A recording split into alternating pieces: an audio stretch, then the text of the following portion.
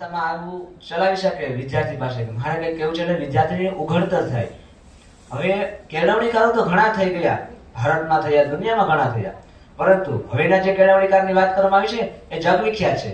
તો તેમના મુખેથી જ આપણે સાંભળીએ તો હું આલોકભાઈને વિનંતી કરીશ કે આવી અને તેમની જે કેળવણીકારનું જે પુસ્તક છે તેનું રસાસ્વાદ આપણે કરાવીએ. ધન્યવાદ. નમસ્કાર. થોડા દિવસો પહેલા શરૂ કર્યું હતું કે અભિયાન લીધું હતું કે 70 કલાક પુસ્તકો સાથે સોશિયલ મીડિયાથી બને એટલા દૂર અને પુસ્તકોથી શક્ય હોય એટલા નજીક એમ. તો મારા હાથે કંઈક એવા પુસ્તકો લાગી ગયા કે કહેવાય ને કે હું હજી ચડતું લોહી હતું, ગરમ મિજાજી માણસ એમ. મને એમ થતું ક્રાંતિવાળા વિચારવાળો એકદમ. કારણ કે જ્યારે 16 વર્ષનો હતો ને ત્યારે મેં સાવરકરને વાંચ્યા હતા. એટલે આમ ત્યારથી જ વિચારધારા એ બંધાઈ ગઈ હતી કે આમ નહીં, ક્રાંતિ એટલે મજા આવી ગઈ. એટલે પુસ્તક ક્યાંક એવું હાથે લાગી ગયું હતું કે આમાં આપણને મેળ નહીં પડે એમ. અનાયાસ એવો થઈ ગયો કે મને જે લેખક ગમતા હતા, જેનો હું ચાહક હતો, એ મહારાષ્ટ્રીયન હતા. તો જેનું પુસ્તક મળ્યું ને એ મહારાષ્ટ્રીયન હતા. મને જે લેખક ગમતા હતા એ બ્રાહ્મણ હતા. આ બ્રાહ્મણ હતા. હદ તો ત્યાં થઈ ગઈ કે મને જે લેખક ગમતા હતા ને એનું નામ વિનાયક હતું, આનું નામ વિનાયક. પણ એક વિનાયક સાવરકર હતા અને એક વિનાયક નરહરી ભાવે હતા. એક વિનોબા ભાવે, જેને આપણે વિનોબા નામે ભાવેના નામે ઓળખીએ, એમનો ટૂંકો પરિચય મેળવીએ તો વિનાયક નરહરી ભાવે આ પુસ્તક છે મારું. એમનું નામ હતું વિનાયક નરહરી ભાવે. જન્મ 11 સપ્ટેમ્બર 1895 માં થયો હતો. બ્રાહ્મણ પરિવારમાં. એમને 10 વર્ષની ઉંમરે જ અખંડ બ્રહ્મચર્ય રહેવાનું વ્રત લઈ લીધું હતું એમ. ગાંધીજી વિનોબાનો સંબંધ એમ કે ગાંધીજીના સંપર્કમાં જ્યારે આવ્યા તો એટલા પ્રભાવિત થયા એમનાથી તો આશ્રમમાં બંને સાથે રહેવા લાગ્યા એમ. અને એમનો સંબંધ એટલો ડીપલી કનેક્ટેડ થઈ ગયા હતા બંને કે સાથે ઉપનિષદોનો અભ્યાસ કરતા, આશ્રમના કામો કરતા. પુસ્તકમાં ત્યાં સુધી વર્ણન છે કે બંને કેટલી વખત સાથે આશ્રમના જે શૌચાલય હોય ને એ પણ સાફ કરેલા છે. એટલે આ વાત ઉપરથી આપણે એ બંનેના બોન્ડિંગનું ધ્યાન આવે એમ. પછી ભૂદાન યજ્ઞ એમના જીવનનો એક બહુ ખાસ પ્રસંગ છે એટલે એ માટે લખ્યું છે. બાકી પુસ્તકની વાત કરું તો આ પુસ્તકનું પ્રયોજન શું એમ, શું કામ લખાણું છે આ પુસ્તક? વિનોબા શિક્ષણ વિચાર એમ. તો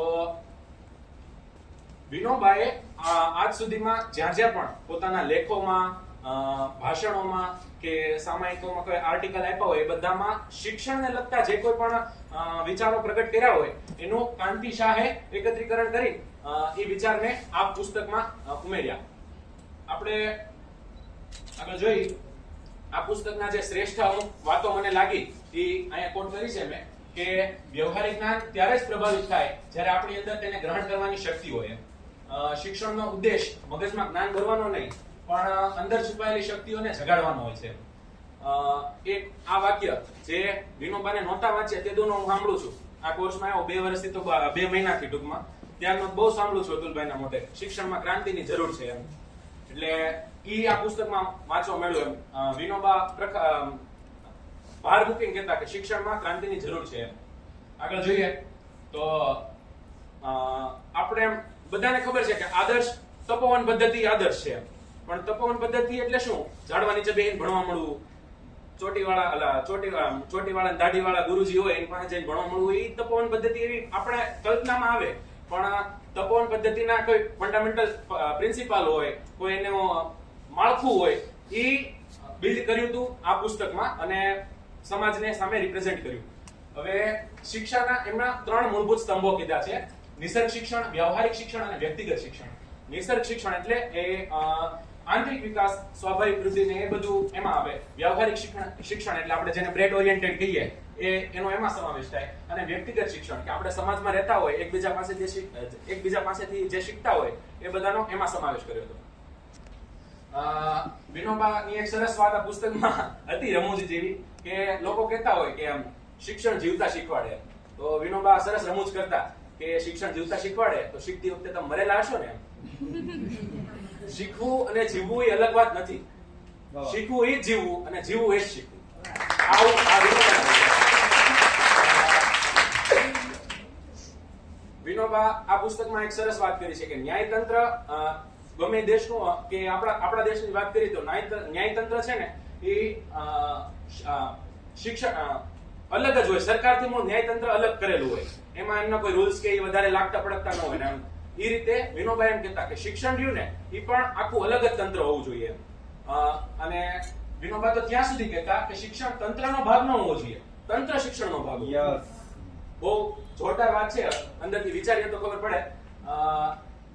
બીજી પુસ્તકમાં જે એમને મોટી મોટી ટૂંકમાં ફકરા અને રીતે સમજાવવા માંગતા હોય એને મેં એક લાઈનમાં કોટ કરી છે કે ડિગ્રીનો નોકરી સાથેનો સંબંધ તોડી નાખો. આ વિનોબાના બધા વિચાર છે પુસ્તકમાં આવેલા. શિક્ષણનું માધ્યમ માતૃભાષા જ હોવું જોઈએ. શિક્ષણમાં અંગ્રેજી હોવું જોઈએ, પણ અંગ્રેજી જ ન હોવું જોઈએ.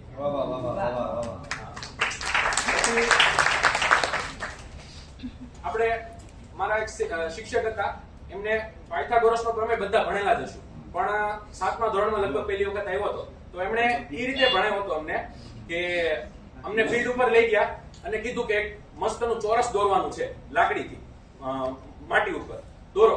તો બધા ઘણી વખત મથ્યા, પણ ચોરસ એમ થોડીક થાય કે મોટું ચોરસ દોરવાનું હતું, પરફેક્ટ ચોરસ. તો કોઈથી એમ એ રીતે તો થવાનું નથી. પછી એમણે સમજાવ્યું કે આ બાજુ 3 ફૂટની લીટી ગાળો, આ બાજુ 4 ફૂટની લીટી ગાળો, અને પછી બેને જોડો, અને એ રીતે ટૂંકમાં પાયથાગોરસનો પ્રમેય અમને મેદાનમાં શીખવાડ્યો હતો. એમ હવે જિંદગીભર કોઈ દિવસ ના ભૂલે. વિનોબા એ રીતે શીખવાડવામાં માનતા હતા કે કામ સાથે શીખવું એમ. આ શિક્ષણ પ્રણાલીના આદર્શ કોણ એમ, ગમે કોઈ આખું તંત્ર હોય તો એનું કોઈ આદર્શ હોય એમ. તો વિનોબાએ આ શિક્ષણ પ્રણાલીના આદર્શ તરીકે રામ, લક્ષ્મણ અને વિશ્વામિત્રને પસંદ કર્યા હતા એમ. ઈશાવાસ્યની એક મસ્ત વાત છે કે પૂર્ણમિદમ એમ. તો વિનોબા પણ એમ કહેતા કે અપૂર્ણમાંથી પૂર્ણ તરફની યાત્રા જ નથી એમ, પૂર્ણમાંથી પૂર્ણ તરફની યાત્રા છે, પણ નાના પૂર્ણમાંથી મોટા પૂર્ણ તરફની યાત્રા. આ વિચારને પછી એક બહુ સરસ વાત કે જે બધાને લાગતી જ હોય અત્યારે, શિક્ષા બોજ લાગતી હોય એમ. રજા પડે ને એટલે છોકરાઓને મજા પડે, એવું વાસ્તવિકમાં હોવું ન જોઈએ એમ કે સ્કૂલ ચાલુ હોય ત્યારે મજા પડવી જોઈએ એમ. વિનોબા એવું કહેતા કે શિક્ષા બોજ નહીં, શિક્ષા વિનોદ હોવી જોઈએ એમ. હવે બધું કીધું તો ખરું, પણ હવે શું કામ ભાઈ પુસ્તક વાંચવું, આપે શું કામ વાંચવું જોઈએ? તો જેને એવું લાગતું હોય ક્યાંક તો આપણે બધા જ્યાં સ્કૂલિંગ લઈને આવ્યા છે, ક્યારેક તો એક વખત તો વિચાર કર્યો જશે ભાઈ આ બધું શું છે, આવું કેમ ભણવાનું હોતું હશે. 100% એક વખત તો કરેલો જશે, એટલો મને વિશ્વાસ છે. તો જેને એવું લાગતું હોય કે આજનું શિક્ષણ તો ક્યારેય નહીં ખપે, મારા આઝાદ દેશમાં હજી ગુલામીનો ઝંડો મને તો નહીં જ ખપે, અને શિક્ષણ બાબતે આપણે ત્યાં ઘણું ખેડાણ થયેલું છે, શ્રેષ્ઠ ખેડાણ થયેલું છે, તો પછી આવું કેમ? અને આવું બધા કહેતા હોય તો જનરલી પણ મારી પાસે બીજો કોઈ રસ્તો જ નથી તો હું શું કરું? તો વિનોબા અત્યારે સરસ વિકલ્પ લઈને આવે કે તમારે વિકલ્પ જોઈએ છે તો વાંચો આ પુસ્તક. હવે પુસ્તકની વાતો અમારા જીવનમાં જ્યાં કનેક્ટ થઈ છે એ મેં લખી છે અહીંયા. નિસર્ગ શિક્ષણ, અમે રમતો રમીએ છીએ, યોગ કરીએ છીએ, સાથે બધા સહવાસમાં અમે માનીએ છીએ, તો એમાંથી અમે નિસર્ગ શિક્ષણ અનુભવીએ છીએ. વ્યવહારિક શિક્ષણ, સહકારિતાનો અમારો એક વિષય જ છે, કોઓપરેટિવ, એટલે એમાંથી અમે વ્યવહારિક શિક્ષણ મેળવીએ છીએ. અને વ્યક્તિગત શિક્ષણ એટલે વાત કરી આગળ ભાઈઓએ કે અમે અલગ અલગ સંસ્થાઓની મુલાકાતે જઈએ છીએ, તો ત્યાંથી અમે વ્યક્તિગત શિક્ષણ પણ મેળવીએ છીએ. ટૂંકમાં કહેવાનો મતલબ એમ કે વિનોબાની શિક્ષણ પદ્ધતિમાં આજે અમે જીવીએ છીએ.